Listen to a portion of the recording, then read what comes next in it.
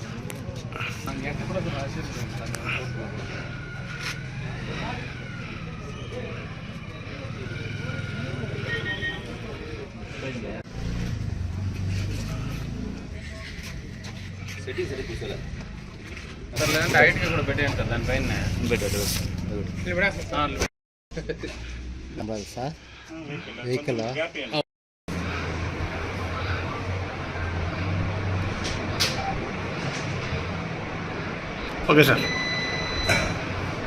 అందరికీ నమస్కారం.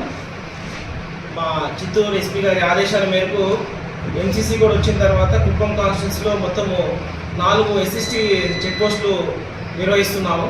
దీంట్లో భాగంగా గుడిపల్లి పిఎస్ఎంస్లో మన గుడిపల్లి నుంచి కేజీఎఫ్ఎల్ రోడ్లో విశానాథం దగ్గర ఒక SST team check post run అవుతూ ఉంది.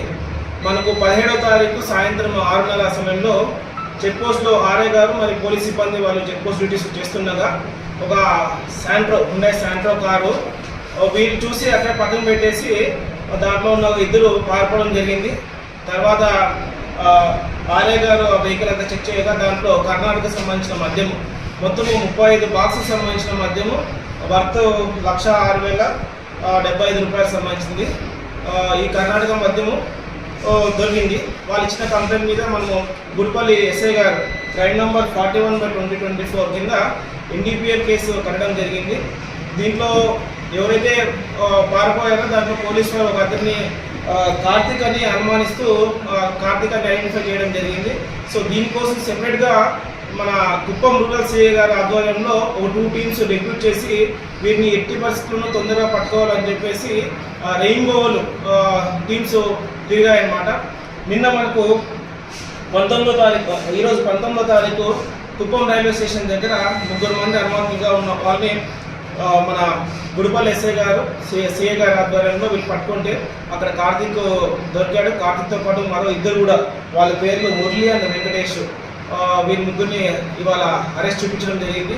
సో వీళ్ళు జనరల్గా ఏంటంటే కర్ణాటకలో మద్యం తక్కువ దొరుకుతుందని చెప్పేసి అక్కడి నుంచి ఒక పాతబడిన వెహికల్ని హైర్ చేసుకొని మన తిరుపతి డిస్ట్రిక్ట్ తమిళనాడు తిరుపతిలోకి వెళ్ళి అక్కడ అధిక మొత్తంలో అధిక రేట్స్కి ఈ మద్యం అక్కడ బెడ్ షాప్స్కి సరఫరా చేస్తూ లాభం చేకూర్చాలనే ఉద్దేశంతో వీళ్ళు చేశారు.